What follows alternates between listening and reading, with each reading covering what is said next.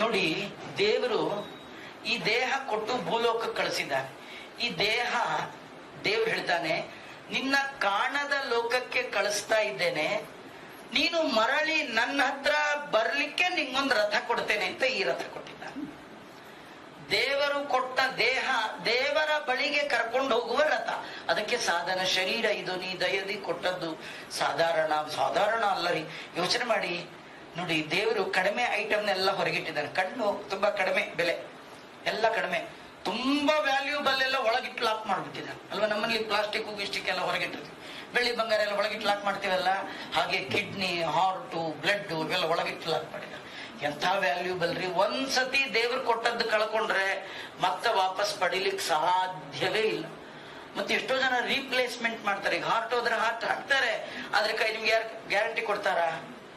ಹೇಳಕ್ ಸಾಧ್ಯ. ದೇವ್ರು ಕೊಟ್ಟದ್ದಿರುವಾಗ ಇಷ್ಟು ಕಾನ್ಫಿಡೆನ್ಸ್ ಇರುತ್ತೆ, ನಾವೇ ಮಾಡಿಸ್ಕೊಂಡದ್ರ ಮೇಲೆ ಅಷ್ಟು ಕಾನ್ಫಿಡೆನ್ಸ್ ಇರಲ್ಲ. ಅದು ಕೊಡೋ ಡಾಕ್ಟ್ರೇ ಹೇಳ್ತಾರೆ, ಮೊದಲೇ ಸೈನ್ ಮಾಡಿಸ್ಕೊಂಡ್ಬಿಡ್ತಾರೆ, ಇದ್ರು ಅಂದ್ರು ಹೋದ್ರು ಒಂದು, ನಮ್ದಂತೂ ಸಂಬಂಧ ಇಲ್ಲ ಅಂತ ಸೈನ್ ಮಾಡಿಸ್ಕೊಳ್ಳೋದೇ ಅದಕ್ಕೆ ಅಲ್ವಾ. ನಮ್ದೇನ್ ಸಂಬಂಧ ಇಲ್ಲ, ನಿಮ್ ಹಣೆ ಬರ ಇದ್ರೆ ದೇವ್ರ ಇಚ್ಛೆ ಇದ್ರೆ ಬದುಕ್ತೀರಿ, ಇಲ್ದೇ ಇದ್ರ ಬಿಲ್ ಅಂತೂ ಪೇ ಮಾಡ್ಬಿಡಿ, ಮೊದಲೇ ಕಟ್ಸ್ಕೊಂಡ್ಬಿಡ್ತಾರೆ ಇಂದ್ರ ನಮಗೂ ಅಲ್ವಾ. ಏನೇ ಇರ್ಲಿ, ಒಟ್ಟು ದೇವರು ಕೊಟ್ಟದ್ದು ಇಷ್ಟು ಇದೆ. ದೇವರು ಕೊಟ್ಟ ಈ ರಥ ಇದನ್ನು ಉಪಯೋಗಿಸ್ಕೊಂಡು ನಮ್ದು ಲಾಂಗ್ ಜರ್ನಿ ಇದೆ, ದೇವರ ಕಡೆ ಹೋಗ್ಲಿಕ್ಕಿದೆ. ಅದಕ್ಕೆ ದೇವರು ನಮ್ಗೇನು ಒಂಟಿ ಕಳಿಸ್ಲಿಲ್ಲ, ಜೀವನ ಒಂಟಿ ಕಳಿಸ್ಲಿಲ್ಲ, ರಥ ಕೊಟ್ಟು ಕಳಿಸಿದ್ದಾನೆ. ರಥ ಯಾಕೆ ಕೊಟ್ಟಿದ್ದಾನೆ ಅಂದ್ರೆ ನನ್ನ ಹತ್ರ ಬಾ ಅಂತ. ಇದಕ್ಕೆ ಎಷ್ಟಿದೆ ಅಂದ್ರೆ 10 ಇಂದ್ರಿಯಗಳೇ ಕುದುರೆಗಳು, ಜ್ಞಾನೇಂದ್ರಿಯ, ಕರ್ಮೇಂದ್ರಿಯ. ಇದ್ ನೋಡಿ, ಅವನು 10 ದಿಕ್ಕಲ್ಲಿ ಹೋಗ್ತಿತ್ತಲ್ಲ, ನಮ್ದು ಹಾಗೆ. ಕಣ್ಣು ಇದೊಂದು ಇಂದ್ರಿಯ, ಇದೀ ಕಡೆ ಹೋಗ್ತಾ ಇದೆ. ಕಿವಿ ಇದೊಂದು ಇಂದ್ರಿಯ, ಇದೀ ಕಡೆ ಅಲ್ವಾ. ನಾಲ್ಗೆ ಕಳ್ಳ ಅಂದ್ರೆ ನಂಬರ್ 1. ನಾಲ್ಗೆ ಅಷ್ಟು ಕಳ್ಳ ಜಗತ್ತಲ್ಲಿಲ್ಲ. ಯಾಕೆ ಗೊತ್ತಾ? ಎಲ್ಲಾ ಇಂದ್ರಿಯಗಳು ಸೌದೋಗ್ಬಿಡುತ್ತಂತ. ಯೂಸ್ ಮಾಡಿ ಮಾಡಿ ಮಾಡಿ ಮಾಡಿ ಸೌದೋಗ್ಬಿಡುತ್ತೆ. ಕಣ್ಣು ನೋಡಿ ನೋಡಿ ಕನಕ ಬಂದ್ಬಿಡುತ್ತೆ ಅಲ್ವಾ. ಕಾಲ್ ಸೌದು ಹೋಗ್ಬಿಡುತ್ತೆ. ಆದ್ರೆ ತಿಂದು ತಿಂದು ನಾಲ್ಗೆ ಸವಿತು ಕೇಳಿದಿರ ಎಲ್ಲರೂ? ಇಲ್ಲೇ ಇಲ್ಲ ರೀ. ಇವಕ್ಕೆಲ್ಲ ಮುದಿತನ ಬಂದಾಗ ಎಂಗೇಜು ಯಾವ್ದಿಗೆ? ನಾಲ್ಗೆಗೆ. ಡಾಕ್ಟರ್ ಹೇಳ್ತಾನೆ ತಿಂದ್ರೆ ಸಾಹಿತ್ಯ ಅಂತ. ಸತ್ರು ಪರವಾಗಿಲ್ಲ, ತಿಂತೀನಿ ಅಂತ ನಾಲ್ಗೆ ದುರ್ಬುದ್ಧಿ ಅಲ್ವಾ.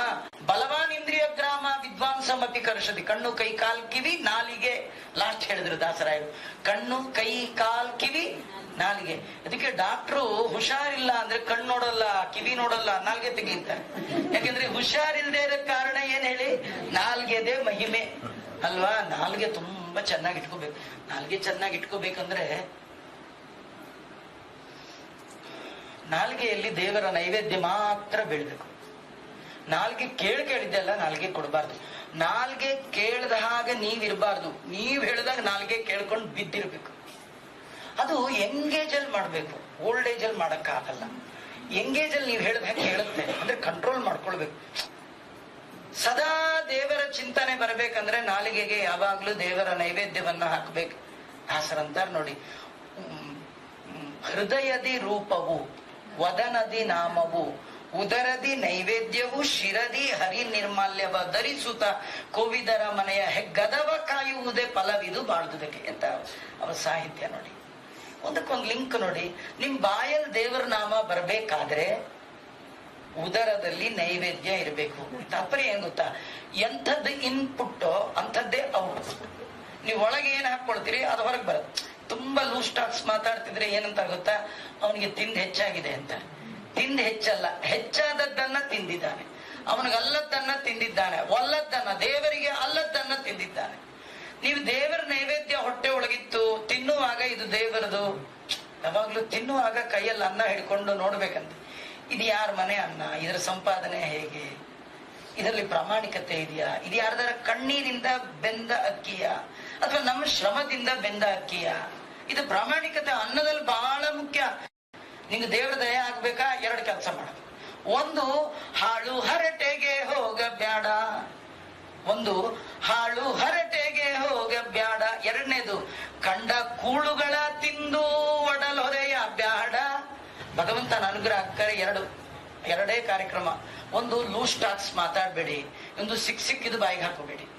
ಸುಮ್ನೆ ಕೆಲವ್ರು ಏನಂದ್ರೆ ಕಾರ್ಪೊರೇಷನ್ ತಿಪ್ಪೆ ಇದ್ದಾಗೆ ಯಾವಾಗ ಹಾಕಿದ್ರು ಕಸ ಹಚ್ಕೊಳತ್ತದ, ಬೇಡ ಅನ್ನತ್ತ. ಈಗಿಲ್ಲ ರೀ, ಅವಾಗೆಲ್ಲ ಟೈಮ್ಗೆ ಬರೋದು. ಹಿಂದೆಲ್ಲ ಒಂದ್ ಕಾರ್ನಲ್ಲಿ ಒಂದು ತಿಪ್ಪೆ ಇಡೋದು, ಯಾವಾಗ ಬೇಕಾದ್ರೂ ಹಾಕ್ಬೋದು. ಇದು ಬಾಯು ಹಾಗೆ, ಯಾವಾಗ ಹಾಕಿದ್ರು ಹಾಕ್ಸ್ಕೋಬಾರ್ದು. ಇದು ಕೇಳ್ಬೇಕು. 12 ಒಂದು ಅಷ್ಟೇ ನಿಂದು ಊಟ, ಆಮೇಲೆ ನಿಂದೇನಿಲ್ಲ.